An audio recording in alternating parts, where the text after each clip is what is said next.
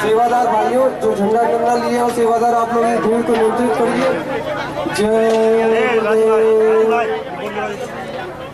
चलिए आप सब लोग इधर बैठिए, चलिए पीछे हो जाए। सेवादार भाई आप लोग थोड़ा सा सहयोग करें, इनको सबको बैठा लें उधर।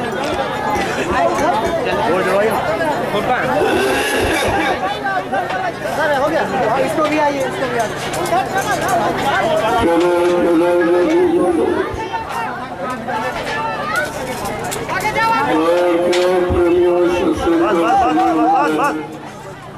बस करिए, बस सब लोग बैठ जाओ, बैठ जाइए आप लोग, बैठ जाओ सब लोग। बैठ कर सत्संग बच्चों को सुनो। बैठो, जल्दी बैठो, अपनी अपनी जगह पर बैठ जाओ।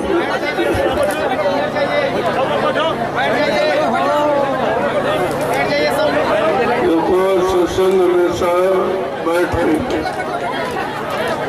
आमने सामने रूबरू फेस टू फेस बैठ के सुनना चाहिए, क्योंकि सत्संग वचनों का सत्प्रभाव सीधे मन पे पड़ता है, तब ये मन अपने गुनाहों को कबूल करता है। मैंने कितना अच्छा किया, कितना बुरा किया, कितना पाप किया, कितना पुण्य किया, कितना सुख किया, कितना सुख किया।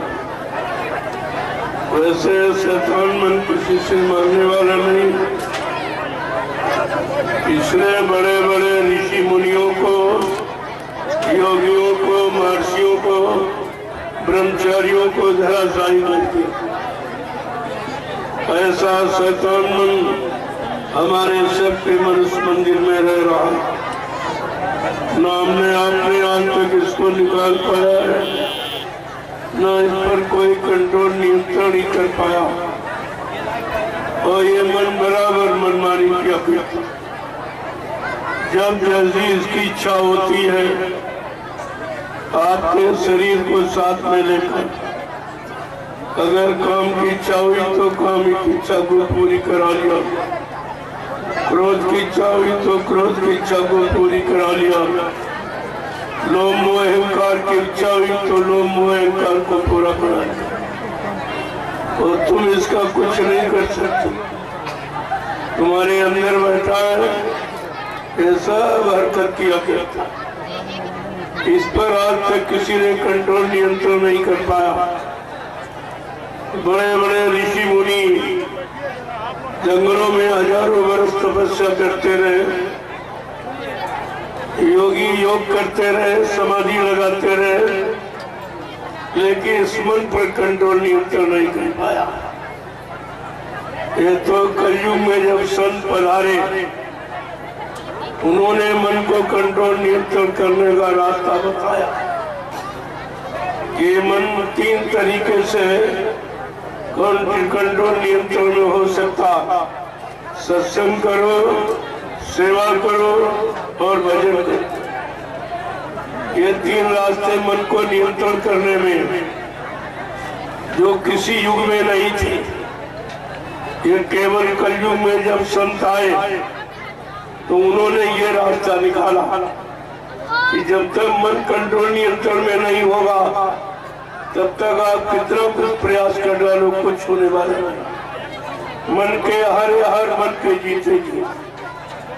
अगर मन आपका कंट्रोल नियंत्रण में आ जाए तो फिर किसी काम को करने की आवश्यकता नहीं है। वो स्वामी जी महाराज ने रामचरितमानस में भगवान राम ने क्या कहा, कहते भगवान राम ने कहा, भाई हमें कौन मिलता है, हमको कौन प्राप्त करता है? तो उन्होंने क्या कहा कि निर्मल मन जन स्वामी पावे, मोह छल छिद्र कपट नहीं भावे। कितना साथ कह रहे कलयुग के जीवो, जिसका मन पाक साफ निर्मल पवित्र होगा वो मुझे मिलेगा। देखो भगवान से कौन मिलता? न मंदिर बनाने वाला, न पूजा करने वाला, न तीर्थ पे हवन जब तब यह करने वाला, न गंगा नहाने वाला। क्या लिखा रामचरितमानस में? जिसका मन पाक साफ निर्मल पवित्र हो वो मुझे प्राप्त करता। इतना सरल उपाय, लेकिन मन को कंट्रोल नियंत्रण में करना ये बहुत कठिन। ये ऋषि मुनि नहीं कर पाए। पारा ऋषि, सिंह ऋषि का इतिहास आपने पढ़ा होगा। ये सब ठीक है, इनके मन ने इनको धोखा दिया और 60 हजार वर्ष तपस्या की और 1 मिनट में काम ने सब नष्ट कर दिया। क्यों? बिना गुरु का चेला बन बन फिरे अकेला। जब तक कोई समर्थ सद्गुरु नहीं होगा तब तक इस मन को कंट्रोल नियंत्रण में कोई नहीं कर सकता, क्योंकि सद्गुरु इसकी लगाम जानते। मन की लगाम सद्गुरु के पास। वो अपनी दया से, अपनी शक्ति, अपने बल से इस मन को कंट्रोल नियंत्रण में करते हैं, तब साधक कुछ कर सकता। इसीलिए कहा कि कलयुग का जीव भजन नहीं कर सकता। तामस देह भजन नहीं हुई। तामसी आहार है, तामसी विचार है, तामसी क्रियाकलाप है, लिहाजा कलयुग का जीव भजन नहीं कर सकता। इसलिए कलयुग के जीव के लिए क्या लिखा वो तो आपने पढ़ा नहीं। कोई सतयुग की पूजा, कोई त्रेता की, कोई द्वापर की कर रहा और बैठे हो कलयुग में। जब तक कलयुग की पूजा नहीं करोगे तब तक आपको कलयुग का लाभ नहीं मिलेगा। कलयुग में यह सब निषेध कर दिया संतों ने। क्या लिखा है? यही कलिका लेन साधन दूजा और मन क्रम ने गुरु पद पूजा। इस कलयुग में मनसा वाचा कर्मणा, गुरु के आदेश का पालन करना, उनके वचनों का आधार बनाकर जीवन को चलाना निकालना। उन्होंने जो नाम आपको दिया उस नाम की कमाई करना। कलयुग में ये है, कलयुग में नाम की साधना। क्या कहा कि कलयुग गयो गायक नहीं दाना और एक रे नाम गुण गाना। कितना साफ साफ कहते रामचरितमानस के लिए आप सुनते ही नहीं, आप उसकी मानते नहीं हो कि कलयुग में योग जब तब हवन पूजा पाठ ये कुछ। क्यों? तुम्हारा मन गंदा, तुम्हारा तन गंदा, तुम्हारा खान पान गंदा, तुम्हारी इंद्रियां गंदी, तुम्हारी सोच, तुम्हारा सब कर्म गंदे। लिहाजा गंदगी में कोई पूजा स्वीकार नहीं। और उसका परिणाम भी आपको मिला है कि तुमने जिसकी पूजा की वो आपको मिला। कोई देवी मिली, कोई देवता मिला, कोई भगवान खुदागढ़, वो गुरु आपको मिला। कोई ये पूजा तुम्हारी व्यर्थी चली गई। पूजा का मतलब समझो पहले। पूजा किसकी होती है? जड़ की चेतन की जिंदगी की मुर्दे की? आप मुर्दे की पूजा करोगे कुछ मिलेगा? वो कुछ दे सकता? ऐसे तुमने सारा जीवन जड़ पूजा में लगा दिया और 3 युगों से कर रहे हो और आज तक कुछ नहीं, कुछ भी कोई काम नहीं हुआ। न कोई बीमारी गई, न परेशानी गई, न दुख तकलीफ आ गया, न लड़ाई झगड़े गए, न दैवी प्रकोप, न दुर्घटनाएं, न अकाल मौतें गई। फिर आपको मिला क्या? पूजा करने से क्या मिला? क्योंकि आपने इस पर विचार नहीं। संसार में कोई काम करते हो, चाहे खेती का हो, दुकान का हो, दफ्तर का हो, बिजली व्यापार मजदूरी का, क्या बिना लाभ के कोई काम करोगे आप? अगर खेती में कुछ पैदा ना हो तो खेती आप करोगे? दुकान में कोई बिक्री मुनाफा ना हो क्या दुकान करोगे? नौकरी में तनख्वाह वेतन न मिले नौकरी आप करोगे? लेकिन ये पूजा पाठ कब से कर रहे हो? 3 युगों से और मिला आपको कुछ? करते करते कितने तुम्हारे पुरखे चले गए और तुम भी चले जाओगे, लेकिन जिसकी पूजा की वही आज तक आपको नहीं मिला। और तुमने किसी से पूछा भी नहीं कि हम पूजा भी करते हैं, रात दिन हम मतलब यानी उनके लिए घर मकान मंदिर बनाया, यानी धर्मशाला बनाया, गुरुद्वारा बनाया, उनको पेड़े बताते चढ़ाते, अगरबत्ती फूल लगाते, लेकिन वो मिले कभी नहीं और बुलाए पर आए भी नहीं, हमारा कोई काम किया भी नहीं। ये कब सोचेगी, कब जागोगी, कब तुम्हारी बुद्धि में विवेक ज्ञान आएगा कि हम कोई काम करते तो फायदे के लिए और लाभ के लिए करते, अगर लाभ फायदा ना हो तो दुनिया में कोई काम आप नहीं करते। लेकिन ये पूजा पाठ वाला आज तक आप करते करते उम्र बिता दी, लेकिन कुछ नहीं मिला और बीमारी बढ़ गई, परेशानियां बढ़ गई, लड़ाई झगड़े बढ़ गए, महंगाई बढ़ गई, गरीबी बढ़ गई, बेरोजगारी बढ़ गई, टैक्स बढ़ गए। आपको क्या मिला? क्या पूजा पाठ ने तुम्हारी कोई मदद की? तुम्हें कोई सहयोग दिया? फिर भी अब भी नहीं सोच रहे हो। तब ये कुदरत को अपनी बार फैसला लेना पड़ा। क्या फैसला लिया कुदरत ने?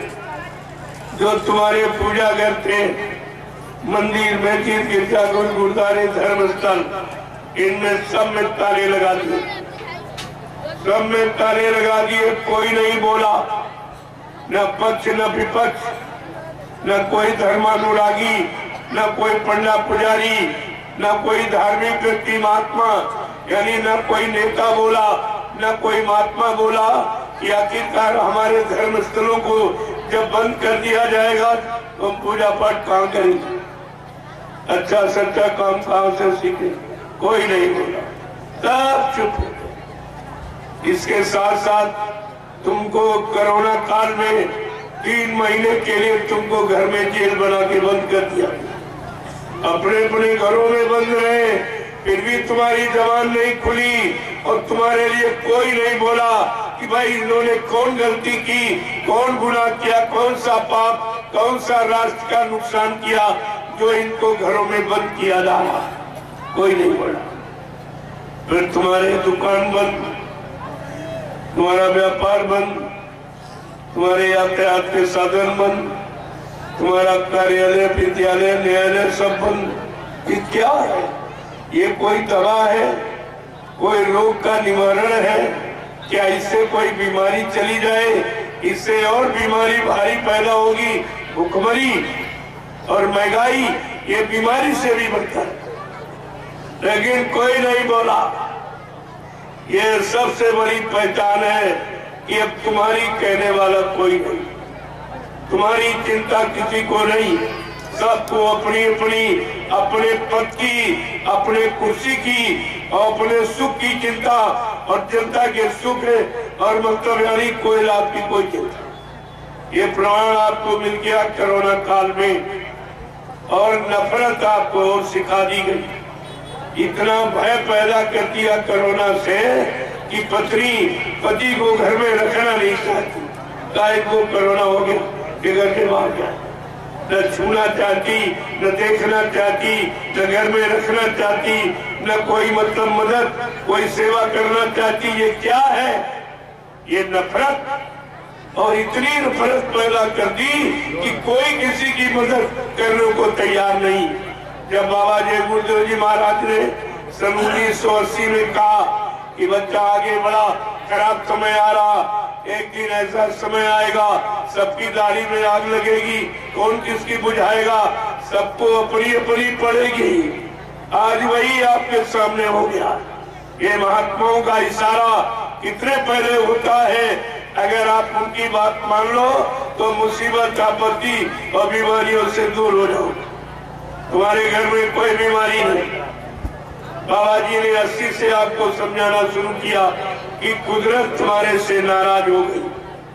जो तुमने मार काट, हिंसा, चोरी, कतलेआम में प्यार कुप्यार, झूठ, छल, कपट, बेईमानी और धोखाधड़ी, ये जो आपने किया, इससे कुदरत सख्त नाराज है और कुदरत अब कुछ करना चाहती है। कुदरत का तुम्हारे हित में नहीं काम होगा। इसलिए अगर कुदरत की मार से आप बचना चाहते हो तो बाबा जी ने क्या कहा कि हमारी प्रार्थना स्वीकार कर लो, आप लोग शाकाहारी हो जाओ, शाकाहारी आप हो जाओ। चलो आप महात्मा धर्मात्मा नहीं बन पाए, सच्चे ईमानदार त्यागी तपस्वी नहीं बन पाए, आप चरित्रवान नहीं बन पाए, तो कम से कम शाकाहारी बन जाओ। इसमें कौन सी आफत? शाकाहारी बनने में आपको लाभ है, नुकसान नहीं। जो धन आप गंदे खान पान में, गंदी संतोबत में खर्च करते हो, वो धन तुम्हारा बच जाए, तुम्हारे बाल बच्चों के पढ़ाई लिखाई के काम आवे और तुम्हारे घर मकान बनाने काम आवे, शादी ब्याह में काम आवे। महात्मा सब तरफ से तुम्हारी मदद करना चाहते, लेकिन तुम महात्माओं की बातें नहीं सुनते, बातें नहीं मानते हो। 80 से बाबा जी बराबर आपको जानता है। पूरे हिंदुस्तान में घूम घूम कर कोई प्रांत, कोई जिला, तहसील, ब्लॉक, शहर, कस्बा, गली, गांव पूछा छोड़ा नहीं जहां पर उन्होंने जानकारी न दी। हर मोड़ पर, चाहे राजनीतिक मोड़ हो, चाहे धार्मिक मोड़ हो, हर मोड़ पर उन्होंने आपको सलाह दी और सचेत किया और आपको जगाया, लेकिन आपने उनकी एक भी बात नहीं मानी। अगर रामचरितमानस को पढ़ लेते उत्तरकांड को, तो आपको उत्तर मिल जाता तुम्हारे प्रश्नों का। गोस्वामी महाराज ने क्या लिखा? ऐ कलयुग के जीवो, किस्सा ज्ञा का फल सा और जरे नगरे अनाथ कर जैसा। साधु संत महात्माओं की आज्ञा का उल्लंघन जो परिवार, समाज, देश, राष्ट्र, मुल्क, जातियां करेगी, वो जल के राख हो जाएगी। लोगों कितना खराब समय आ गया। अब इनको भी अच्छी बात नहीं लगी, क्योंकि इनको सजा मिलने वाली है ना। कुदरत सजा देने वाले तैयार खड़ी। ये तो एक छोटी बीमारी थी कोरोना, जिससे करोड़ों चले गए झटके में। अब इससे बड़ी बीमारी आने वाली है। उस बीमारी में मदद करने के लिए मैं आपके बीच में प्रसाद लेके आया हूँ। ये प्रसाद हिंदुस्तान में कोई नहीं बांटा, कभी किसी ने नहीं बांटा, क्योंकि तुम्हारी चिंता किसी को नहीं। तुम्हारा कोई हमदर्द, कोई सुख चिंतक, कोई रहनुमा यहाँ नहीं है जो तुम्हारी इस महामारी बीमारी में मदद कर सके। तो मैं ये प्रसाद लेके आया हूँ और सारे हिंदुस्तान में बांटता हूँ।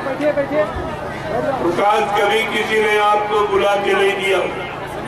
तुम्हारे घर चल के आके, सड़कों पर पुकार लगा के किसी को प्रसाद इस तरह नहीं बांटा गया होता जैसा इस समय आपको दिया गया। फिर भी तुम्हारी समझ में कुछ नहीं आ रहा।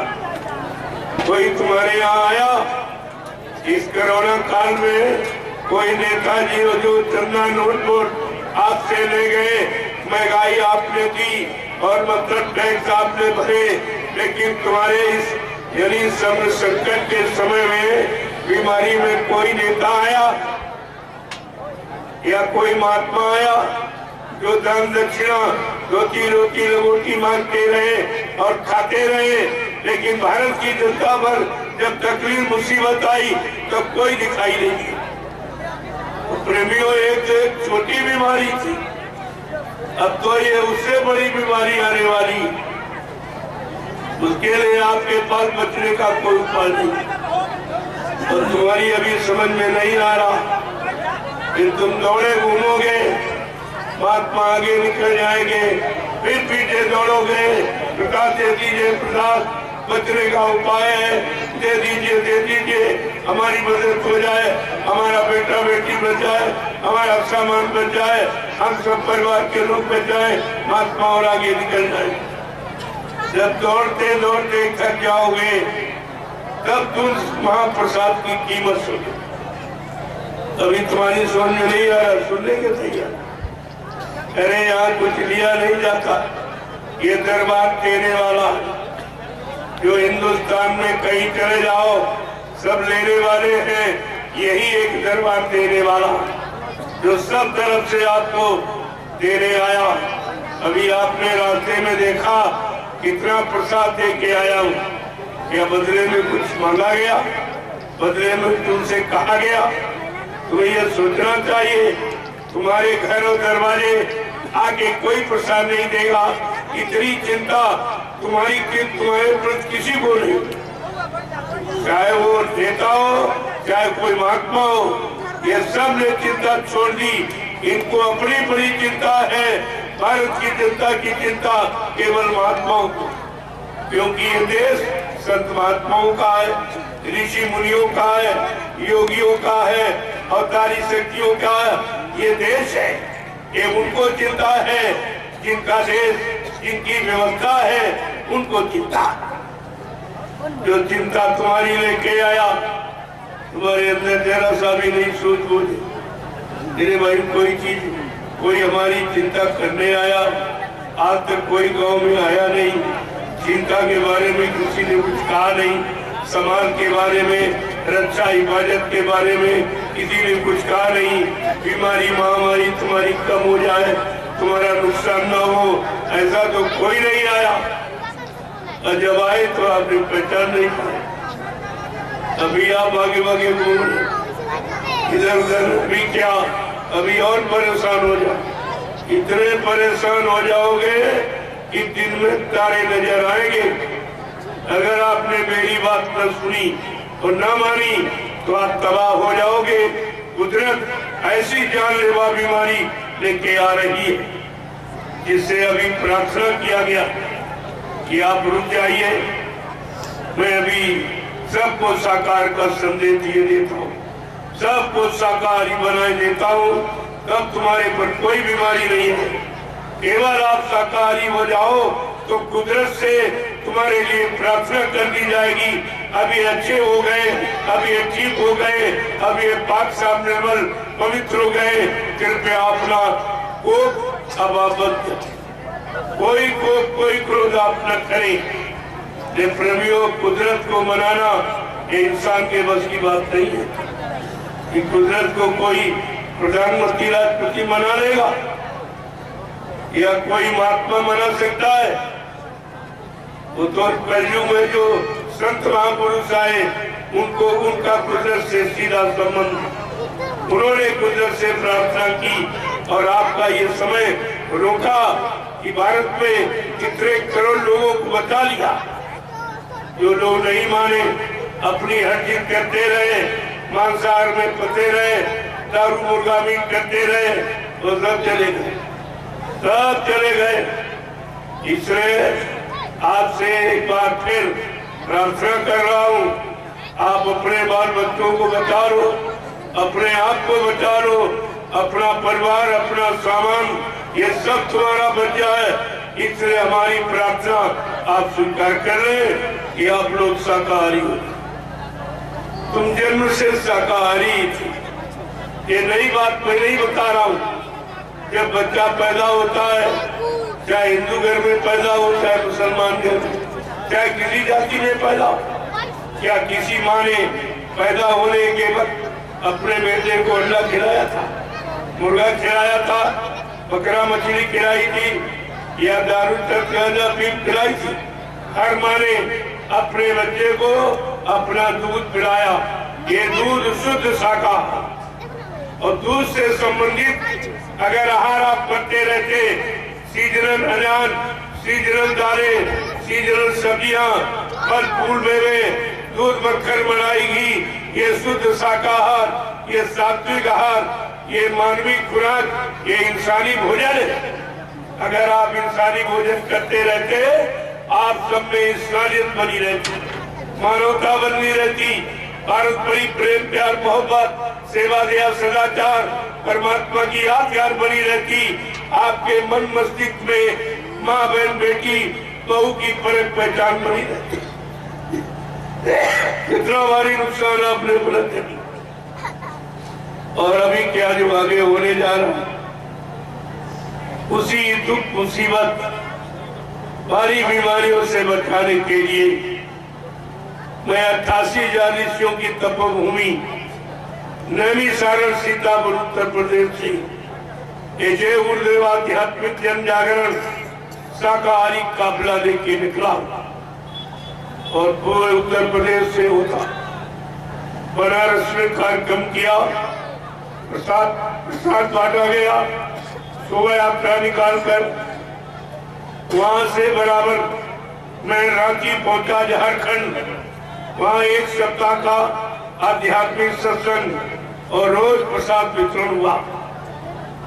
यानी कितने लाख आदमी वहां पहुंचा, सबको प्रसाद वितरण किया गया कि आप लोग शाकाहारी बन जाओ, ये प्रसाद ले लो, ये प्रसाद पूरा लाभ करेगा। शाकाहारी बनोगे तो लाभ करेगा। जैसे डॉक्टर वैद्य हकीम कहता जब परहेज करोगे तो मेरी दवा पैदा करेगी, परहेज नहीं करोगे डॉक्टर वैद्य कोई गारंटी नहीं लेता। इसलिए आपको ये परहेज करना है जो तुम्हारा जन्म सिद्ध अधिकार। जब तुम माँ के पेट से पैदा हुए तो शाकाहारी सदाचारी ब्रह्मचारी बनकर ही आप पैदा हुए। ये 3 गुण लेके आप पैदा हुए थे और 3 में से तुमने पहला गुण खत्म कर दिया कि आप शाकाहारी नहीं रह पाए। तो सदाचारी और ब्रह्मचारी बनने का प्रश्न ही आपको नहीं। तो फिर ये कैसे अपने आप की संभाल कर पाओ, कैसे सुरक्षा कर पाओगे? जो तुम ये सोच रहे हो मेरे पास मकान है, बंगला है, फ्लैट है, मेरे पास घर में खाने के लिए रोटी है, सहयोग के लिए मतलब यानी धंधा व्यापार खेती दुकान और दफ्तर नौकरी है और मतलब सहयोग के लिए पद पत्नी बाल बच्चे भाई बहन बिरादर, ये आपको नहीं मालूम, ये तो कुदरत के झटके में खत्म हो जाए। ये मसाला कुदरत के लिए एक झटके था। बाबा जी ने कितने पहले आपसे कहा कि बच्चा आगे समय बहुत खराब आ रहा, 12-12 कोस तक कोई एक चिराग जलता नजर आएगा, इतनी जनहानि हो जाएगी, इतने मकान खाली पड़े रहेंगे, कोई रहने वाला दिखाई नहीं देगा। आज आप एक इंच जमीन पे झगड़ा करते हो, तुम्हें अपना भविष्य मालूम नहीं है कि आगे क्या होने जा रहा, कुदरत क्या करिश्मा करने जा रही, ये तो किसी के दिमाग में नहीं। ये केवल संत महापुरुष जो त्रिकालदर्शी होते, भूत भविष्य वर्तमान के जानकार, उनको ऐसा मालूम है, वो ऐसे देख रहे एक ही जगह से बैठकर सब तीनों काल को देख लेते, तभी हमें आपको आगे सचेत करते हैं, बचाने की बात बताते हैं, बचाने की दवा देते हैं। लेकिन आप जब उनकी बात मानो तब तो नहीं मानोगे तो आपका समय खराब। लेकिन हिंदुस्तान में कोई ये नहीं कर सकता कि हमको किसी ने बताया। हम ये कहने नहीं देंगे मुसलमानों की तरह कि हाय हुसैन हम न हुए, हम आपको ये कहने नहीं देंगे मैं आपके गांव में आया और आकर के आपको ये सब लाभ की चीजें दे रहा और बदले में आपसे कुछ नहीं लेना, आपसे कुछ नहीं देना। ये दरबार देने का है, दरबार में दिया जाता है, दुकानों पर सौदा बगैर पैसे का मिलता नहीं। जो जगह जगह लोगों ने दुकानें लगा रखी धर्म के नाम पर, वहां बगैर पैसे के आप कुछ नहीं दे। ये सेवा दो, ये चंदा दो, ये मतलब यानी दो, सामान दो, सम्मान दो, लेकिन कोई ये नहीं कहेगा ये लो ये लो ये लो, ये कहने वाला कोई नहीं है। आज ये दरबार आपके सामने क्यों लगाया? पूरे हिंदुस्तान में जगह जगह दरबार क्यों लगाया जा रहा कि दुकानों में लोग फंस गए और पैसा यानी मतलब सारा लूट गया, सब तुमको लूट लिया, ले लिया और आपको दिया कुछ नहीं। मुसीबत और आ गई। बीमारियां और आ गई, परेशानियां और आ गई, दुख तकलीफें और आ गए, लड़ाई झगड़े और आ गए, दैवी प्रकोप, दुर्घटनाएं, अकाल मौतें और होने लगी। ये तो सब बढ़ गया। इधर पूजा पाठ करते रहे, ये बढ़ता रहा। उधर चंदा नोट देते रहे, महंगाई बढ़ गई, गरीबी बढ़ गई, बेरोजगारी बढ़ गई, टैक्स बढ़ गए, जीएसटी बढ़ गई। आपको क्या मिला? और अभी आपके दिमाग में कुछ नहीं आ रहा। न राजनीति से कुछ मिला, न धर्मनीति से कुछ मिला। ये दोनों व्यर्थ थे। यानी नेता राजनीति का भाषण करते रहे, महात्मा धर्मनीति का प्रवचन करते रहे, और मिला मिलाया कुछ नहीं आया, कुछ नहीं मिला। ये 70 साल की आजादी ये सब प्रमाण दे रही है कि 70 साल से आपने कितने चुनाव किए, चुनाव पर चुनाव पर चुनाव, सारा देश चुन गया, कुछ नहीं बचा। और तुमने जिनको चुना उन्होंने तुम्हारे काम का, तुम्हारे लाभ का, तुम्हारे फायदे का कोई योजना नहीं बनाई, कोई नाम चुना इन्होंने। कोई काम बनाया आपका? कोई काम हुआ आपका? ये 70 साल की आजादी ये बर्बादी में निकल गई, और अब भी तुमको होश नहीं आ रहा। तुम्हारी पढ़ाई लिखाई, तुम्हारी बुद्धिमानी, तुम्हारा डीएम, एसपी, एसएसपी ये बनने का मतलब क्या हुआ? न तुम अपने लिए कुछ कर पाए, न समाज देश के लिए कुछ दे पाया। तो तुम्हारी डिग्री किस काम की? न अपने को सुख मिला, न देश समाज को सुख शांति आप दे पाए। कम से कम कुछ तो विचार करो। यही जब आप इसी तरह सो गए थे तो इसी भारत हिंदुस्तान पर मुसलमानों ने 350 वर्ष राज किया। जब फिर आप सो गए तो मुट्ठी भर अंग्रेज आए, उन्होंने 250 वर्ष आप पर राज किया, और फिर आप सो गए हो तो 70 साल से ये लूट गए। क्या तुम ऐसे अपने को लुटवाते रहोगे, ऐसे सोते रहोगे, कभी नहीं जागोगे, अपनी बुद्धि से कभी नहीं सोचोगे, कभी नहीं विचारोगे, तो फिर तुमको मिलेगा क्या? क्या मिलेगा आपको? ये परमात्मा ने मनुष्य मंदिर आपको क्यों दिया? परमात्मा खुदा के पास बहुत से शरीर हैं, तमाम पशुओं के, पक्षियों के, कीड़े मकोड़ों के, जंगली जानवरों को किसी में आपको जन्म दे देता, लेकिन ये मनुष्य शरीर क्यों दिया? कहा ये मनुष्य मंदिर है, ये सच्चा मंदिर है जो भगवान ने अपने हाथ से बनाया। क्षिति जग पावक गगन समीरा, पंच तत्व रचित शरीरा, जल पृथ्वी अग्नि वायु आकाश, 5 मसालों को मिलाकर विचित्र कारीगरी से भगवान ने ये मनुष्य मंदिर बना के तैयार किया, और अपनी चेतन मूर्ति जीवात्मा को इसी के अंदर बैठा दिया। ये सच्चा मंदिर है जो भगवान का बनाया, वो ईंट पत्थर वाला इंसान का बनाया, उसमें कोई यानी चेतन मूर्ति है। सब जड़, मंदिर भी जड़ और मूर्ति भी जड़। ये बताओ जड़ तुम्हारा काम करेगी कि चेतन करेगी, जिंदा करेगा कि मुर्दा करेगा? इतनी भी जानकारी आप नहीं ले पाए हो तो फिर तुम्हारी बुद्धि और पढ़ाई लिखाई किस काम की? ये सब आपको सोचना चाहिए।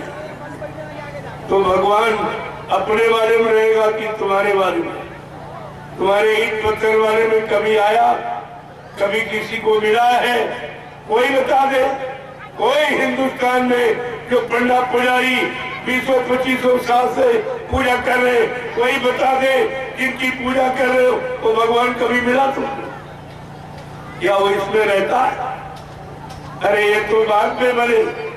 जब भगवान राम आए थे तब क्या उनके नाम का मंदिर बना था? मंदिर तो बाद में उनके नाम का बनाया। जब उन्होंने दुष्टों का संहार किया और धर्म की रक्षा की और भक्तों की मदद की तो लोगों ने श्रद्धा और सेवा भाव में उनकी यादगार के लिए ये स्थल बना दिए। मंदिर, मस्जिद, गिरजाघर, गुरुद्वारे, धर्मस्थल, ये उनकी यादगार के। यहाँ बैठ कर लोग उनकी याद करेंगे, उनको याद करेंगे और उनके बनाई व्यवस्था को याद करेंगे।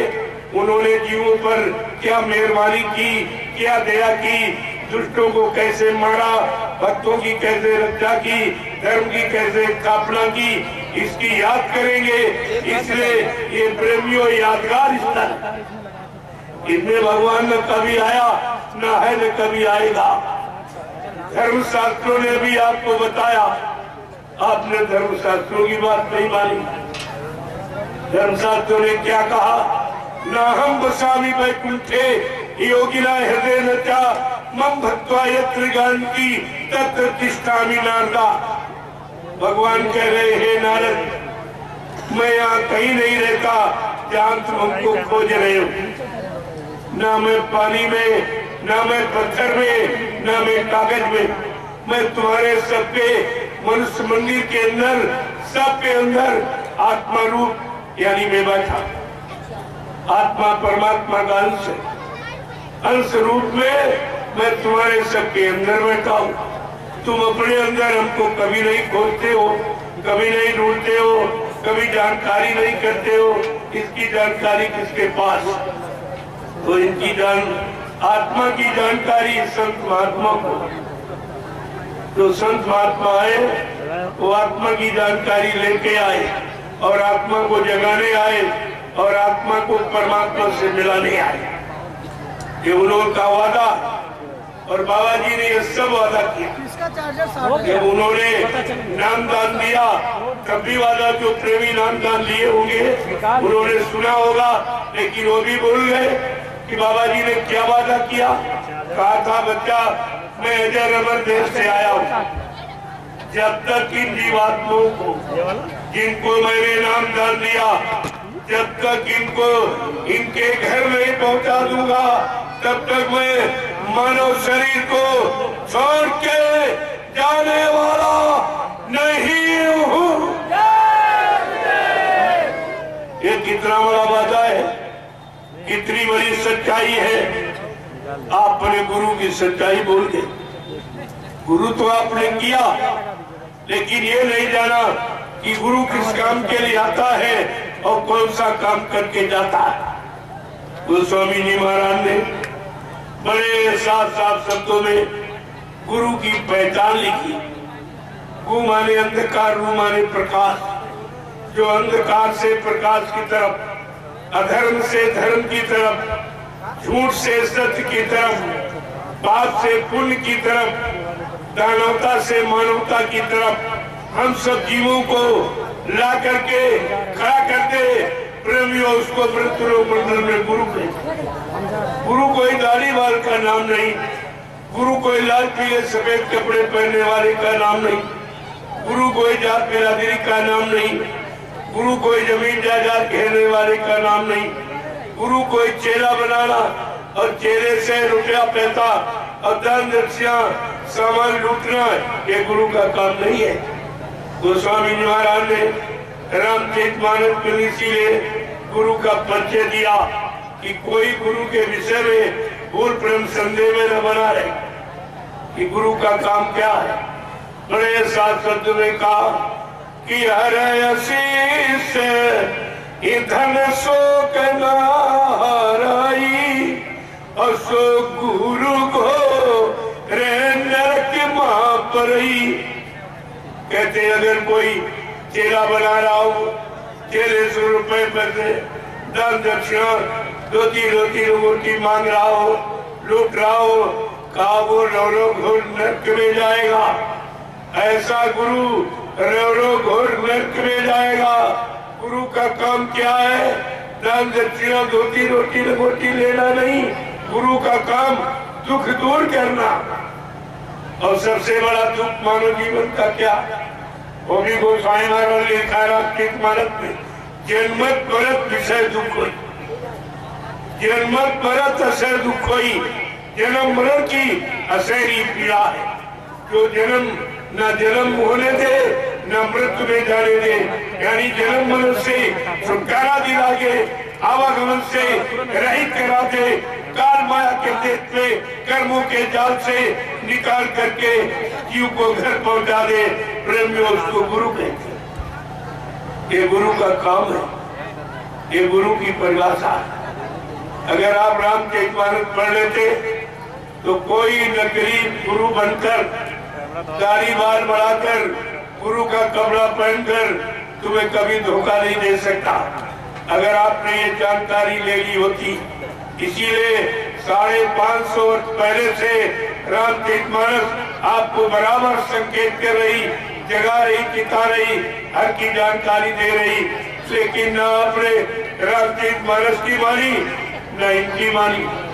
इसलिए आपका भविष्य अंधकार में खड़ा, अब अंधकार में खड़ा है, कोई उजाले में लाने वाला। तुमको महामारी बीमारियों से बचाने वाला है कोई? अब तो डॉक्टर वैद्य हकीम सब फेल, न दवा काम कर रही। ये कोरोना काल में आपको दिखा दिया गया कि प्रकृति जब नाराज हो जाएगी तो फिर कोई बचा नहीं सकता, किसी की ताकत नहीं। और तुम्हारा चाइना, रोज सुनते होगे, और मांसाहारी मुल्क है जहाँ 5000 यानी मतलब जाने रोज जा रही, रोज खत्म हो रही, लेकिन अभी विचार नहीं किया और मांसाहारी मुल्क है, तो मांस के सिवा कोई भोजन नहीं। तो देख लीजिए कुदरत ने क्या किया। ये बाबा जी ने बहुत पहले कहा था कि आगे ऐसी स्थिति परिस्थिति बनी जा रही है, बड़ी बड़ी बीमारियां होंगी, एक की दवा 100 में न मिलेगी, लाशें सड़े पड़ेंगी, उठाने वाले मिले न यार, जमाना बदलेगा। ऐसा नहीं, संत महापुरुष जो कहते हैं वो तुम्हारे सामने होके गुजरता है।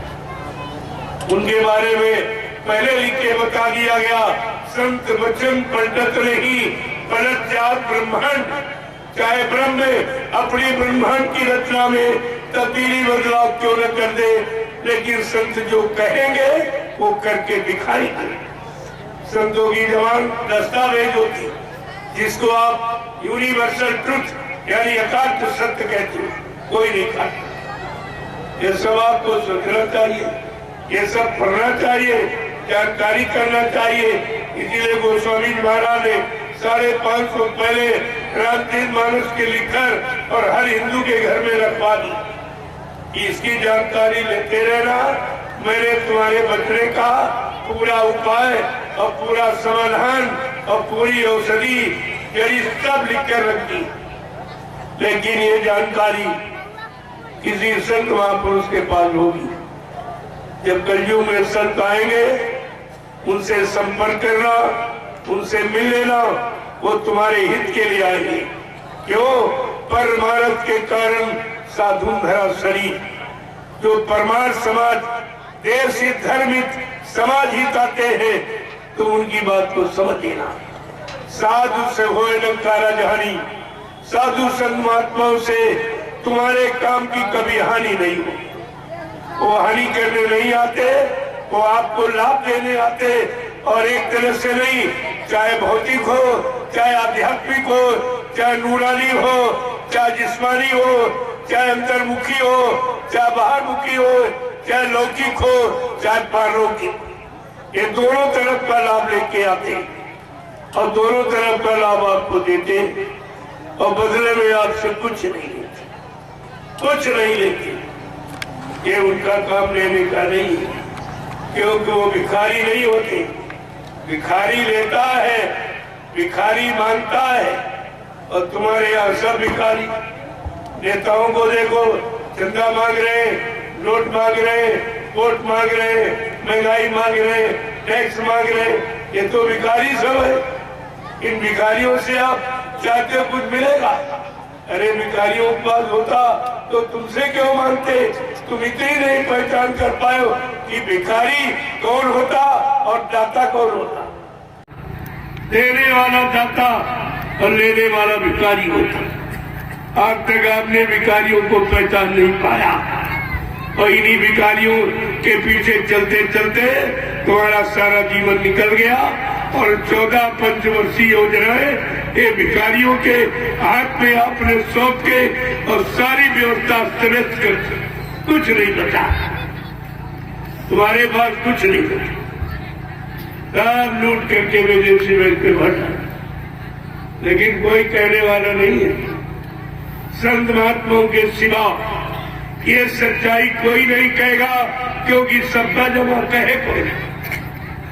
चोर चोर मुंह से थे भाई, वो एक दूसरे की और सब निंदा करेंगे। चुनाव के पीरियड में देखो आप, उसकी बुराई कर रहा, उसकी बुराई कर रहा, लेकिन ये नहीं बताएगा इनका कितना जमा, किस बैंक में, किस विदेश की बैंक में इनका, किस विदेशी बैंक में इनका, ये बात नहीं, ये कोई नहीं, क्योंकि सबका जमा। ये तो केवल महात्मा बता रहे हैं कि तुम्हारा इतना पैसा जमा। अगर नेपाल की बैंक का, जो हिंदुस्तान के लोगों ने नेपाल की बैंक में जनता का पैसा जो लूट करके जमा कर दिया, अगर वो पैसा निकाल लिया जाए तो हिंदुस्तान की गरीबी खत्म हो जाएगी। प्रेमियों, गरीबी खत्म हो जाएगी। अभी जापान, स्विट्जरलैंड और अमेरिका और रूस, जर्मन और इटली की बात मैं अभी नहीं कह रहा हूँ कि कितना कितना जमा। एक छोटा सा देश नेपाल, आपका पड़ोसी, उसमें भारत के लोगों का इतना, लेकिन कोई कहने वाला नहीं।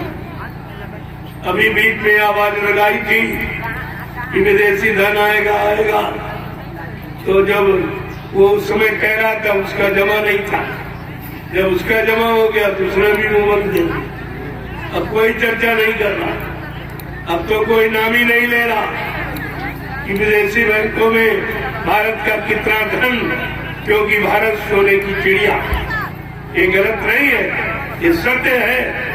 लेकिन जब देश के जैसे घर के लोग अगर घर का धन लूट करके बाहर दे देंगे तो घर में गरीबी निश्चित आ जाएगी, वो परिवार गरीब हो जाएगा।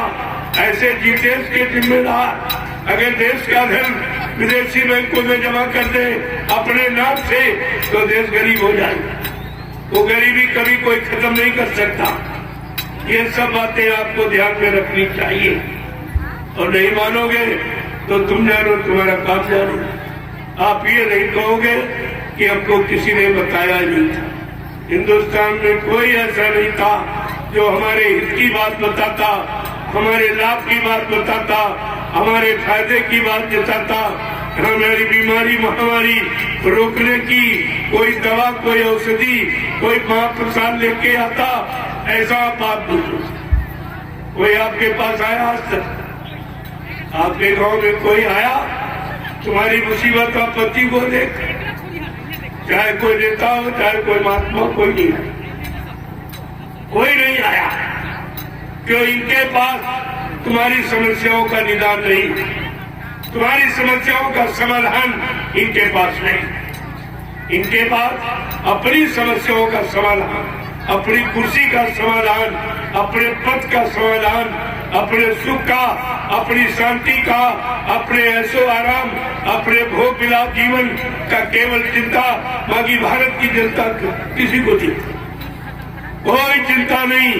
इसीलिए तुम्हारे हित का कोई काम किया ही नहीं, आज तक कोई काम नहीं किया। तो मैं आपको एक बात जागरूक करिए कि अगर जाग जाओ तो अच्छी बात। मैं अपने लिए नहीं कुछ कहता, हमको तो कुछ नहीं चाहिए, हमें कुछ नहीं चाहिए, क्योंकि हमारे पास कोई खर्चा नहीं, न कोई बीवी बच्चा हमारे कि जिसके लिए मैं आपसे झूठ बोलूंगा या मैं कोई सच्चे करूंगा या आपको कोई धोखा दूंगा। अगर ज्ञान दृष्टि से सोचो तो तुम ही हमारे हो। अगर तुमको अपना न समझा होता तो मैं क्यों आता आपके? क्या आपने हमें बुलाया था? क्या आपने कुछ कहा था? क्या आपने कुछ मांगा था? क्या आप जानते हो कि मेरे पास क्या है, मैं क्या लेके आया हूँ, उससे आपका कितना बड़ा लाभ होगा? ये कुछ मालूम नहीं था। सोचना चाहिए, लेकिन आपने कोई विचार ही नहीं किया। तो मैं एक ही बात आपसे कहूंगा, अब आप जाते, अब ये सोने का वक्त नहीं, ये लापरवाही करने का समय नहीं है। मैं आगे बहुत खराब समय, जिसका मैं कौन सा वर्णन आपके सामने करूं, कितना खराब। और उस खराबी में आपके पास अपने बचने का कोई सामान नहीं, कोई व्यवस्था आपके पास नहीं है। जो आप समझते हो वो धोखा। तुम जो कह रहे हो मेरे पास मकान है, रहने के लिए, खाने के लिए घर में रोटी है और सहयोग के लिए पत्नी बाल बच्चे हैं और मतलब यानी साधन खेती है, दुकान है, दफ्तर है, ये तो कुदरत के घंटे 1 सेकेंडों में ये खत्म। कुदरत के लिए 1 सेकेंड का भी एक समय नहीं, काम नहीं है। ये सामान 1 सेकेंड में आप और कोरोना काल में चला गया, देखा कुछ बता, कुछ नहीं, वो भी व्यापार था।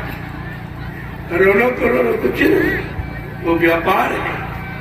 इतना भय पैदा कर दिया गया को जो तुम अपने घर के मरीज को न लेने को तैयार, न खोल के देखने को तैयार। क्या किया गया, क्या रखा इन लोगों ने, क्या किया, सारे पुर्जे निकाल और सब व्यापार। किडनी है, कुत्ता है, फेफड़े हैं, एक किडनी 6-6 लाख रुपए बिकती, ये सब व्यापार हो गया और तुम समझे नहीं पाए। केवल व्यापार। ये 4 इंच का कपड़ा जो मुंह पर लगाए, इससे क्या, ये कोई दवा है? कोई कोरोना बीमारी की दवा है? ये व्यापार है। 4 इंच के कपड़े में करोड़ों रुपए पैदा होता, तो तुम्हें कुछ नहीं मालूम।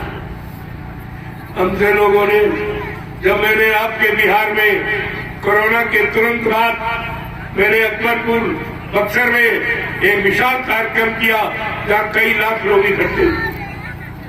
वहां जब सुना लोगों ने कि कोरोना के तुरंत बाद इतनी बड़ी भीड़, ना कोई मास्क लगाए, ना कोई कुछ, तो साफ स्वास्थ्य मंत्री सब तोड़ गए। हम कह रहे महाराज आप मास्क नहीं लगाए हो। हमने कहा हम मास्क खाते नहीं, जो मास्क खाए वो मास्क लगाए, हमारे यहाँ कोई मास्क नहीं खाता। यहाँ इतने लाखों लोग बैठे हुए हैं, इनमें से कोई मांसाहारी नहीं। यहाँ क्या जरूरत है? जो मास्क खाता हो मास्क लगाए।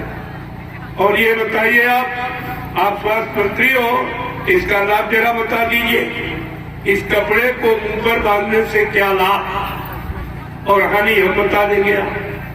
आप लाभ बता दीजिए जरा, हानि हम बता देंगे कि अगर नाक और मुंह बंद कर दिया जाएगा तो स्वच्छ वायु आपको नहीं मिलेगी, श्वसन क्रिया आपकी कमजोर हो जाएगी। स्वस्थ वायु और स्वस्थ ऑक्सीजन जब आपको नहीं मिलेगी तो आपके फेफड़े कमजोर हो जाएंगे। एक बीमारी और पैदा डॉक्टरों के लिए एक मसाला और तैयार कर रही है। प्रेमियों, कपड़ा बांधने से तुम्हारी नाक मुंह बंद कर दिया, जिंदा रहोगे। यही तो साधन है, वायु का खेल है। वायु को दोनों दरवाजे अगर बंद कर दिए जाएंगे तो शरीर स्वस्थ रहेगा। क्या कभी इस पर किसी डॉक्टर वैद हकीम ने विचार किया? क्या कोई वैज्ञानिकों ने इस पर बुद्धि दौड़ाई? ये कोई दवा है? ये सब व्यापार चारों तरफ से। इनको केवल पैसा चाहिए, तुम्हारी जान से और तुम्हारे नुकसान से इनका कोई मतलब नहीं। वो आपने सब देख लिया। आगे फिर कोई नई युक्ति आ जाएगी, क्योंकि फिर कोरोना वहीं से शुरुआत हो गई है। वो मांसाहारी मुल्क चीन से, पहले भी वहीं से और फिर वहीं से। ये धीरे धीरे फिर तुम्हारे यहाँ, फिर तुम तैयार हो जाओ अपने घरों में जेल में बंद होने की, क्योंकि तुमने कुछ कहा नहीं है। बोलना तुम जानते नहीं हो, सोचना समझना तुम्हारे पास है नहीं, करना कराना भी नहीं जानते हो, तो तुम्हारे साथ तो कुछ न कुछ ऐसा होता ही रहेगा। अरे भाई, अगर बच्चा रोए ना तो माँ भी दूध नहीं पिलाती। जब आप बोलोगे नहीं, कुछ कहोगे नहीं, तो मनमानी करेगी और कर ही रहे। अभी नोटबंदी हुई, कहा नोटबंदी हुआ? किसका नोटबंदी? नोट के बदले नोट, वो भी घटिया नोट और कम, मतलब यानी लंबाई चौड़ाई में यानी कम, और कागज भी कमजोर। यानी नोटबंदी का मतलब नोट की जगह कोई अगर धातु जला दी जाती तो मान लेते नोट बंद होते। कहा नोट बंद, कहाँ नोट बंद हुआ? ये ऐसे ही तुमको नोट बंद किया, तुम कुछ नहीं बोले, फिर तुमको मकान घर में बंद कर दिया 3 महीने के लिए, तब नहीं तुम बोले। तुम्हारी दुकान और धंधा व्यापार बंद कर दिया गया, तब तुम नहीं बोले। तुम्हारे यातायात का साधन, रेल और मोटर, ये सब बंद हो गए, तब तुम नहीं बोले। तुम तो कभी बोले ही नहीं। जब नहीं बोलोगे तो समझेंगे हम अच्छा कर रहे हैं कि भारत की जनता कुछ नहीं कह रही है, कोई मतलब परेशान नहीं है, कोई दुख तकलीफ में नहीं, कोई नहीं रो रही है, कोई अपने कष्टों को नहीं कह रही है, तो आपको तो बोलना चाहिए था। और प्रजातंत्र में प्रजा को पूरा अधिकार है, राजा प्रजा का समान अधिकार, उसको कहते हैं प्रजातंत्र। जो राजा को अधिकार वही प्रजा को अधिकार, उसको कहते हैं प्रजातंत्र। तुमने प्रजातंत्र की परिभाषा भी नहीं समझ इतने दिनों में।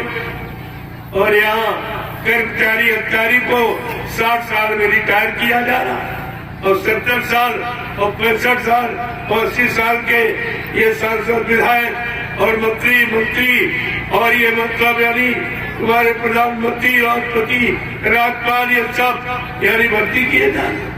ये कौन सा कानून, ये कौन सा प्रजातंत्र है? ये एक तंत्र है कि लूट तंत्र है कि प्रजातंत्र है? आपको इस पर विचार करना चाहिए।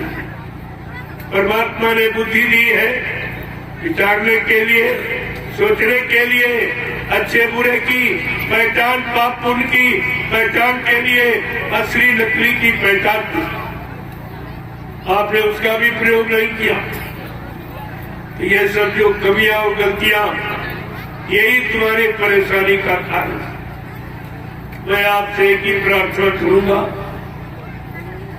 कि नींद त्यागो, जरा आँख खोलो, नींद त्यागो, जरा आँख खोलो, नींद त्यागो, जरा आँख खोलो, नींद त्यागो, जरा आँख खोलो।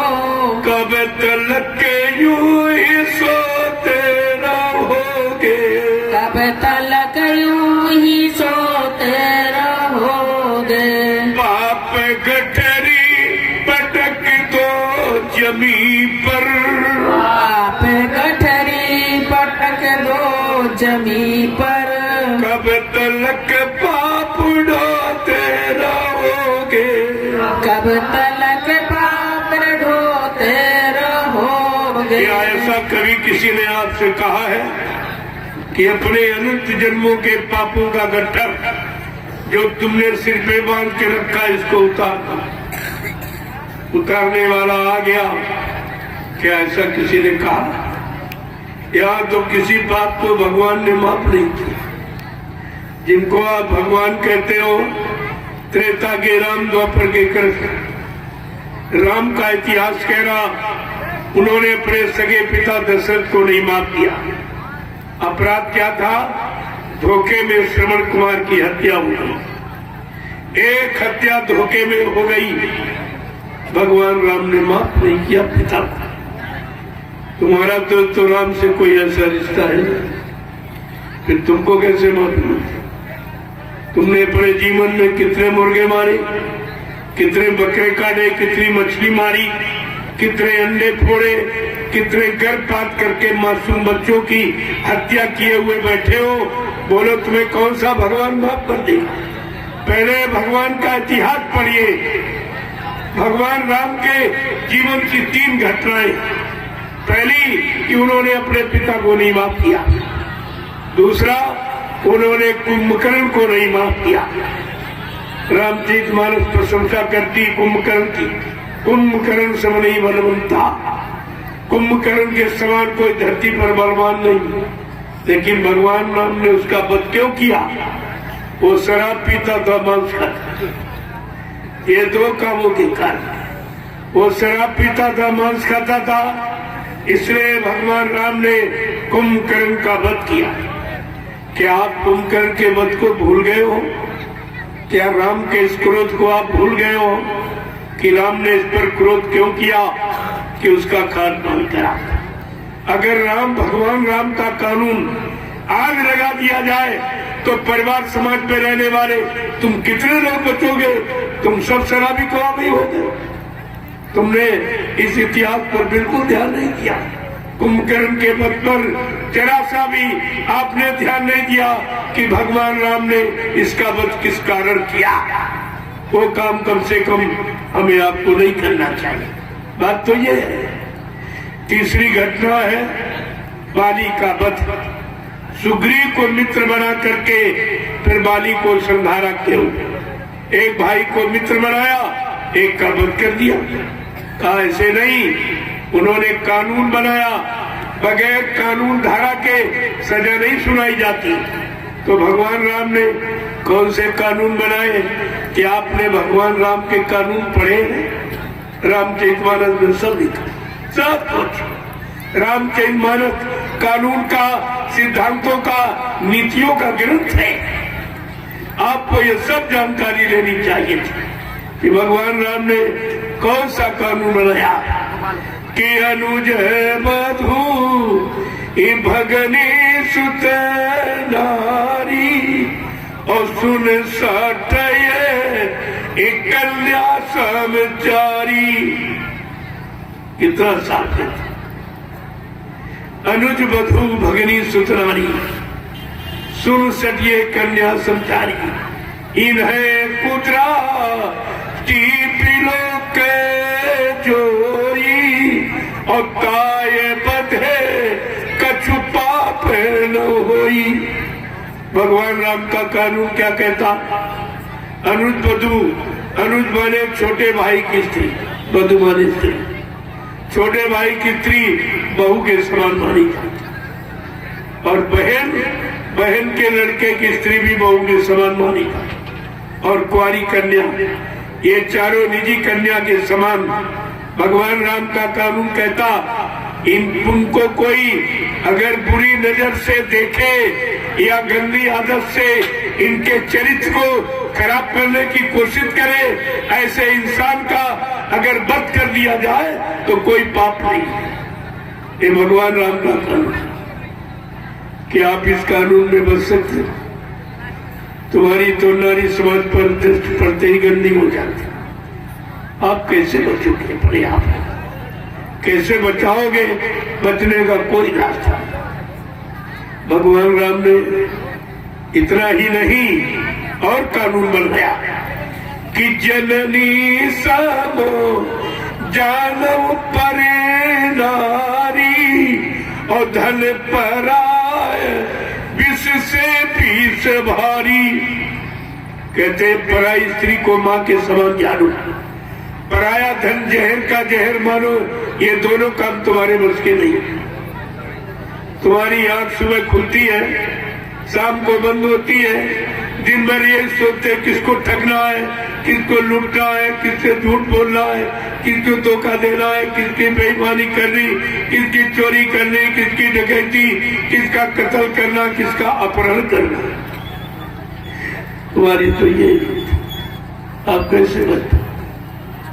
भगवान राम के अनुसार तो बचने के कोई लक्षण नहीं, लेकिन क्यों संत महापुरुष आए वो बचाने के लिए।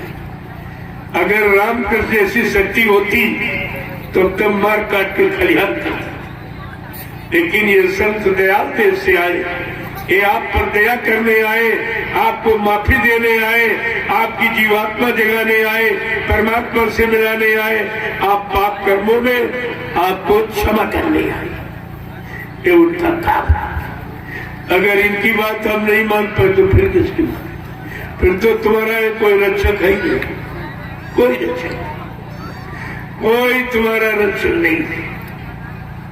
इसलिए समझा के कहा कि ऐसी स्वार्थ में दुनिया बगैर स्वार्थ के कोई कदम नहीं देगा, बगैर स्वार्थ के आप कोई काम नहीं करेगा।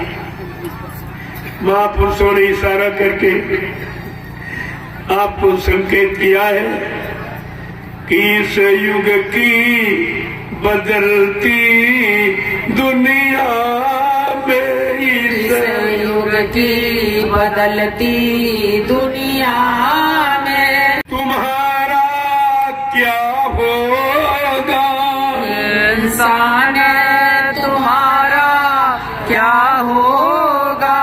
जब छाया रहेगा चारों तरफ, जब छाया रहेगा चारों तरफ, एको राम तुम्हारा क्या होगा? राम तुम्हारा क्या होगा?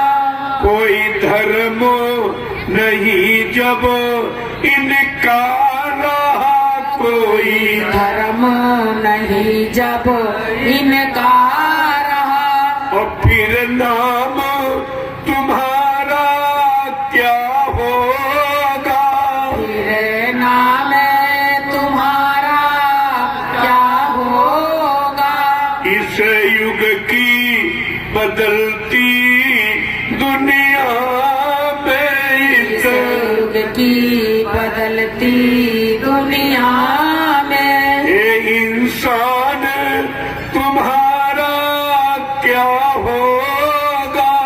इंसान तुम्हारा क्या होगा?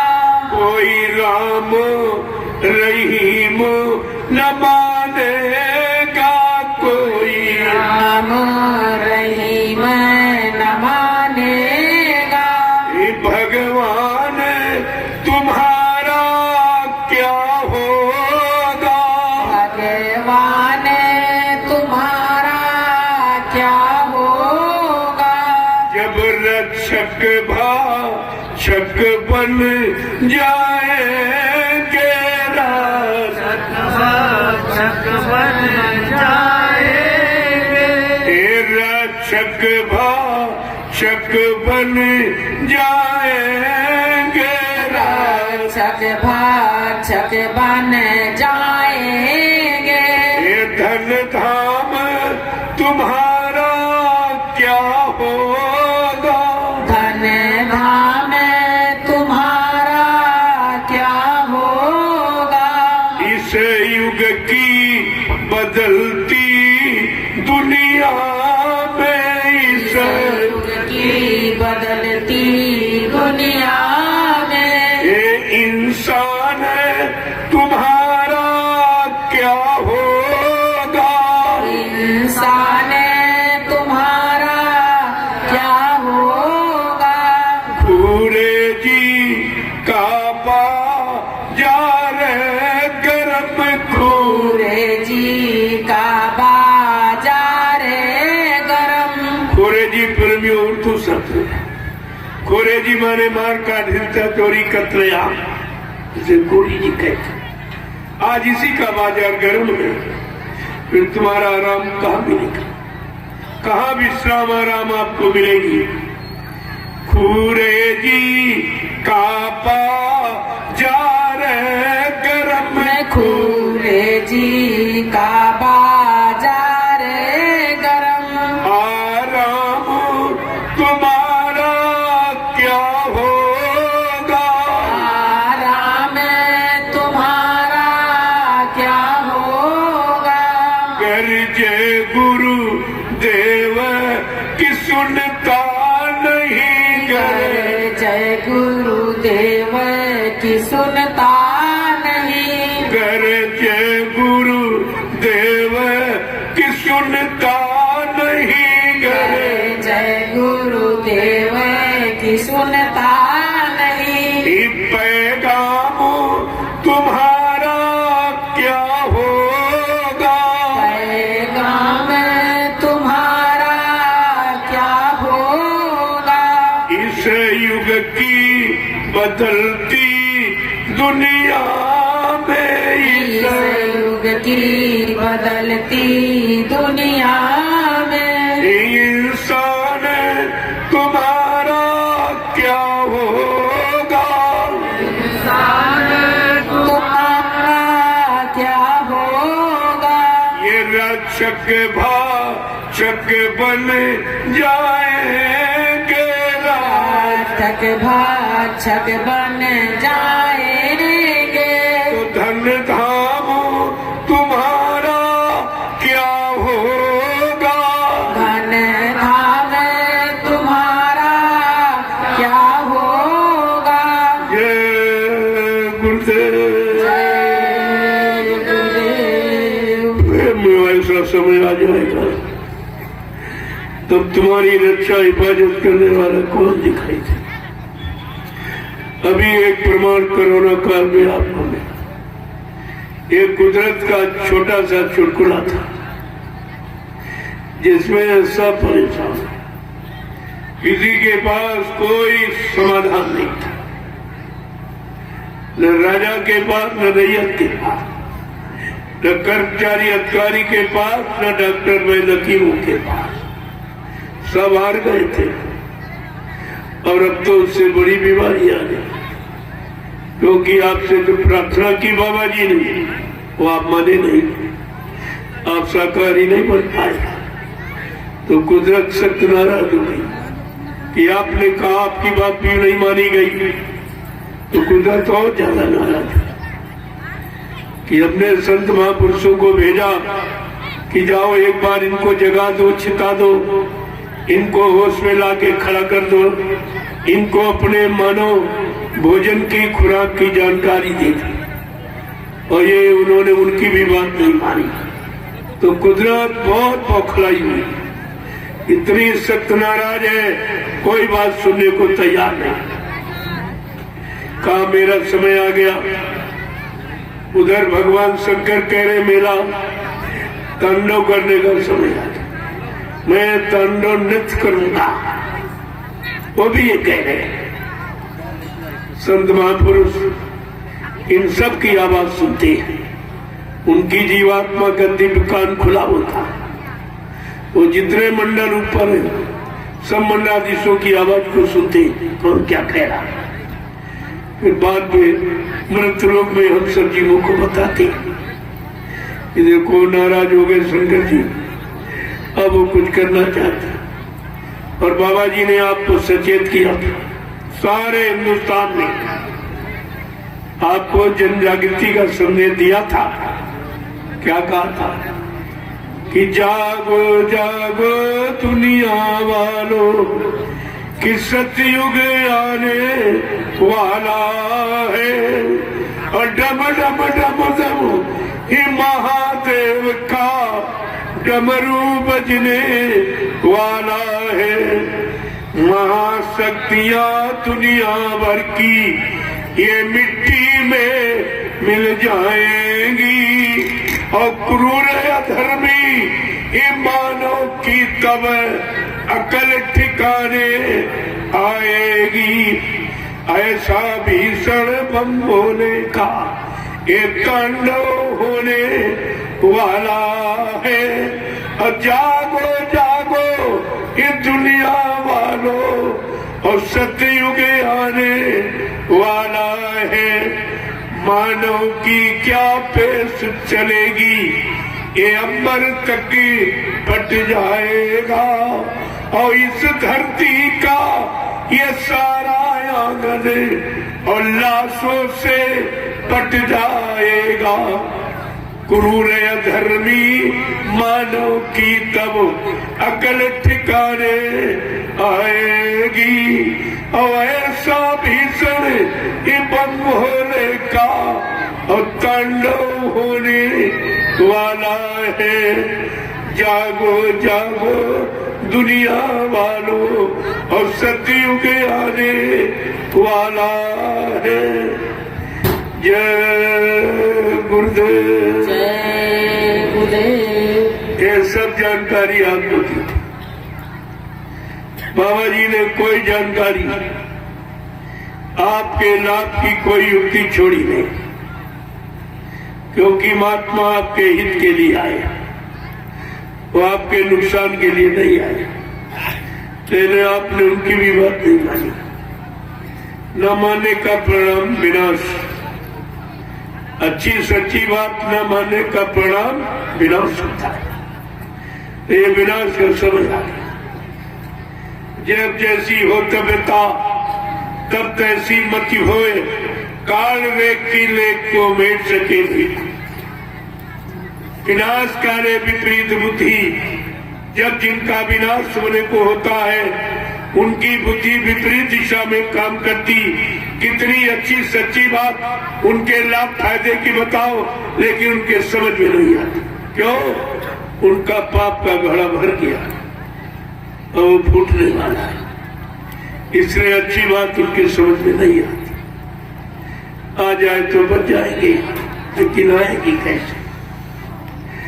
आपने वो काम किया है कि महात्माओं के समझाने पर भी नहीं माने और बराबर कितने जीवों की हिंसा हो रही। ये धरती माँ की गोदी में पलने वाले जीव, ये जितने जीव जंतु, ये सब धरती माँ की गोदी में पलने वाले। जैसे माँ की गोदी में एक मासूम बच्चा पलता है, अगर माँ की गोदी से मासूम बच्चे को छीनकर मार दो, काट दो, फेंक दो, तो माँ के दिल पर क्या गुजरेगी? कभी सोचा आपने? ये है धरती माँ और इसकी गोदी में ये पलने वाले जीव हैं, जो पशु है, पक्षी है, कीड़े मकोड़े, जंगली जानवर, आप भी इंसान, ये सब धरती माँ की गोदी में पलने वाली। अगर इनको कोई सताएगा, मारेगा, काटेगा, तो ये धरती माँ खुश होगी कि नाराज? अरे विचार करो, अगर धरती माँ नाराज हो गई और कहीं उसने करवट ले ली तो ये सब रसातल में चला जाएगा, कुछ नहीं बचेगा।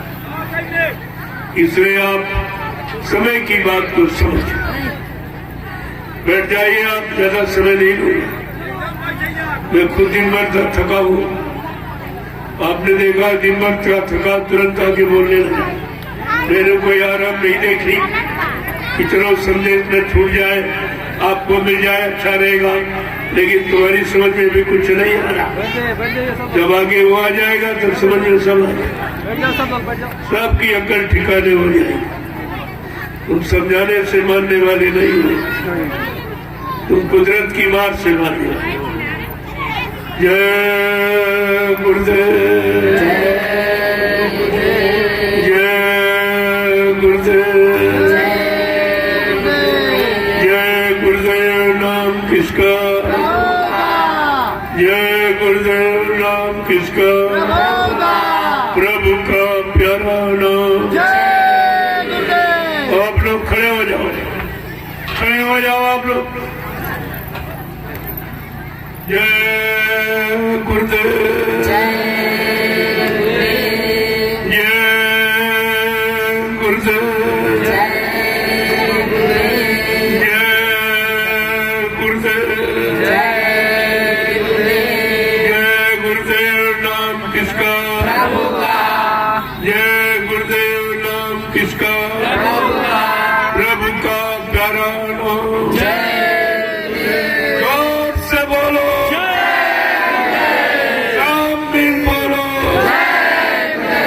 बोलना होगा। अभी से बोलो, दुख दर्द हरेंगे, सब कष्ट मिटेंगे, सुख शांति भी देंगे। सबके दाता, सबके मालिक, प्रेम से बोले। ये नाम नहीं इंसान का, ये नाम है प्रभु का, ये काम नहीं इंसान का, ये काम है प्रभु का। प्रेमियों, तुम्हारे बचाव का, तुम्हारी सुरक्षा हिफाजत का काम इंसान के बस का नहीं था। वो तो आपने देख लिया कोरोना काल में, और 70 साल की आजादी नेताओं को देख लिया, महात्माओं के प्रवचन को सुन के कथा वार्ता सुनी, कोई काम नहीं, और दिन पर दिन परेशानियां बढ़ती चली जा रही। ये परेशानी प्रेमियों भजन से जाएगी, पूजा से नहीं जाएगी। गोस्वामी महाराज ने रामचरित मानस के उत्तरकांड में लिखा है कि ऐसे बिन हरि भजन कगेसा और मिट्टी है न जीवन के कलेसा, कि मानव जीवन में आने वाले जितने भी कष्ट, सारे कष्टों का समाधान प्रभु के भजन से। देखो भजन कितना सरल, कुछ नहीं, न कोई मंदिर बनाना, न कोई मूर्ति लगाना, न अगरबत्ती जलाना, पुष्प, न पेड़े बताते चढ़ाना, कुछ बना बनाए मनुष्य मंदिर परमात्मा ने आपको दी। इसी में अपनी चेतन मूर्ति जीवात्मा को अंदर बैठा दी। अब आपको करना क्या है, वो संत महात्माओं से सीख ले लो, आपको नाम की कमाई करो, क्योंकि कलयुग में कोई पूजा पाठ नहीं है। कलयुग केवल नाम आधारा, सुमिर सुमिंदर उतरे पारा। कलयुग में केवल नाम का आधार है, और उसका जब सुमिरन करोगे, सुमिर यानी जब सुमिरन करोगे, याद करोगे, उनको भजोगे, तब आपका कष्ट दूर हो जाएगा। ये बात आपको ध्यान में रखनी चाहिए। अब आप लाइन से खड़े हो जाओ, ये महाप्रसाद ले लीजिए, तुम्हारे बचाव का जो। देखो मैं तो कुछ किसी से मानता नहीं, लेकिन हमें प्रेमी मानते नहीं, कहते नहीं कि हम आपके साथ नहीं चल पाएंगे इस प्रचार में, क्योंकि हम बाल बच्चों को छोड़ के कैसे चले, या अपने खेती दुकान दफ्तर बिजली व्यापार मजदूरी को कैसे बंद करें। तो ये कह रहे हैं कि हमारा कुछ ले लीजिए, हमारी गाड़ी कमाई का कुछ हिस्सा।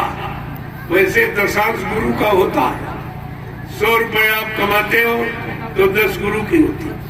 अगर वो दशांश आप खर्च करते रहो तो तुम्हारे घर में कोई बीमारी नहीं, कोई परेशानी, कोई कष्ट, कोई तकलीफ मुसीबत आपको नहीं आती। लेकिन आप वो करते नहीं हो, तो वो गुरु का धन आप खर्च नहीं कर सकते। खर्च करोगे तो आप फले फूलेगा नहीं, कोई आपको लाभ तो मिलेगा नहीं। तो कम से कम उसी दशांश से ही अपना काम बना लो, वो दशांश दे करके, और ये लाभ आप प्रचार का ले लीजिए। क्योंकि जो प्रेमियों ने हमको, मैंने तो मांगा नहीं, इन्होंने अपनी सेवा और श्रद्धा भाव में जो दिया उसको मैंने नैमिषारण में लगा दिया। आपके लिए बैठने की जमीन, बैठने का साधन, ये अभी मतलब यानी 2 साल के अंदर ये सब व्यवस्था हो गया। 2 आश्रमों का निर्माण हो गया। एक जय गुरुदेव आध्यात्मिक आश्रम गुरुद्वारा नैमिषारण सीतापुर उत्तर प्रदेश, और दूसरा जय गुरुदेव आध्यात्मिक ज्ञान आश्रम मिश्रिक सीतापुर उत्तर प्रदेश। ये 2 आश्रमों का निर्माण हो गया। जो आपने 1 रुपया, 2 रुपया, 10, 20, 50, 100 जो भी आपने दिया, क्योंकि मेरे पास तो कोई खर्चा नहीं, मैं तो कोई फल फूल मेवा खाता नहीं, कोई दूध मैं पीता नहीं है, मेरा ये भोजन ही नहीं है। मैं जो भोजन करता हूँ आप करोगे नहीं। उबली दाल, उबली सब्जी, 1 रोटी दोपहर, 1 शाम, बोर्ड खींच ले, बस 2 रोटी का खर्चा। तो 2 रोटी तो और गरीब के घर में मिल जाए, फिर आपका पैसा और सामान लेकिन क्या करें। लेकिन आप कहते हो हमारा लगा दीजिए, हम जा नहीं पाएंगे, हम चल नहीं पाएंगे, हम बाल बच्चों को छोड़कर कैसे चले। तो हमने कहा ऐसी कोई तुम्हारी अगर श्रद्धा सेवा भाव है तो मैं इस प्रचार में आपका लगा दूंगा। अब आप जो है एक एक का मैं दर्शन करूंगा, मैं एक एक को प्रणाम करूंगा और ये महाप्रसाद दूंगा। दुख तकलीफ बीमारियों से राहत पाने के लिए अगर आप शाकाहारी हो गए तो ये पूरा काम करेगा प्रसाद। शाकाहारी नहीं में तो फिर कोई गारंटी नहीं। बगैर परहेज के डॉक्टर में यकीन गारंटी नहीं लेता मर्ज खत्म करने। ये परहेज है। अंडे, शराब, गोश्त, मांस, मछली से दूर, निंदा, आलोचना, बुराई, क्रिटिसाइज से दूर, दूसरे के धन, स्त्री और पति से दूर, ये परहेज है। अगर आप परहेज कर ले, मैं दावे के साथ आपके बीच में कह जा रहा हूँ, ये जय गुरुदेव नाम तुम्हारी हर वक्त हर मुसीबत पर जो कोई मदद न करे, ये नाम आपकी मदद करेगा। इसीलिए एक झंडा खड़ा होगा, एक दे लोग गाड़ दे उसको, एक झंडा करवाता हूँ जय गुरुदेव नाम प्रभु का लिखा हो, ये प्रभु तुम्हारा काम करेगा। तो आप उस झंडे की परिक्रमा करो 21 बार, 51 बार, 101 बार। कोई भूत प्रेत आपको परेशान कर रहा, कोई तांत्रिक, कोई ओझा या सोखा कोई नहीं काम कर रहा, ये झंडा आपका काम करेगा। लेकिन झंडे के पास जाके आपको ये संकल्प लेना पड़ेगा कि आज से मैं पूर्ण शाकाहारी रहूंगा, हमारी मदद कर दीजिए, हमारी बीमारी दूर कर दो, हमारे भूत प्रेत से हमको राहत शांति दिला दो। ये झंडा सब काम करेगा। क्या कोई ये काम करा सकता है? झंडे सारे पार्टियों के पास झंडे, सारे धर्मस्थलों में झंडे, मंदिर मस्जिद के चौरों में झंडे, लेकिन कोई भी झंडा गाड़ कर ये काम आपका नहीं करवा सकता। जो जय गुरुदेव नाम प्रभु का ये झंडा काम करेगा, क्योंकि वो झंडे सब अपने मान सम्मान के, अपने पद के मतलब यानी, और ये झंडा प्रभु नाम का, ये प्रभु नाम का झंडा, प्रभु ही सारा काम करेगा। अब प्रभु कृपा करो ये भांति सब तज भजन करब दिन राती, ये तुम जीवात्मा से वादा करके माँ के पेट से आए थे भजन का वादा करके, या पूजा में फंस गए और मेरा कुछ नहीं, कोई काम नहीं हुआ, पूजा ने तुम्हारी कोई सवाल नहीं की, कोई रक्षा सुरक्षा इबादत आपकी नहीं की, क्योंकि वो जड़ पूजा, जड़ कभी काम नहीं करता, चेतन काम करता है। जैसे मुर्दा कभी काम नहीं कर सकता, जिंदा करेगा। लेकिन आप जब इन बातों को भूल जाओगे तो मुसीबत में चले जाओगे। और झंडे की परिक्रमा करो, तब तक आप परिक्रमा कर लो, जब ये कम हो जाए फिर आ जाना। जय गुरुदेव, जय गुरुदेव, जय गुरुदेव। सतयुग कौन लाएंगे, कलयुग को कौन भगाएंगे, विश्व में सुख शांति कौन लाएंगे, जन जन में प्रेम कौन लाएंगे। जय गुरुदेव। अब आप लोग प्रसाद लें। आप एक लाइन में महिला, एक में पुरुष, ये हमारी मर्यादा। आप मर्यादा में आए, मैं एक एक का दर्शन करूंगा, एक एक को प्रणाम करूंगा, और ये महाप्रसाद, ये सब आपको लाभ, ये तीनों लाभ हिंदुस्तान में कहीं कोई नहीं, ये पैसा देकर भी नहीं कोई, और आपको मुफ्त में मिल रहा है। साथ को आप जय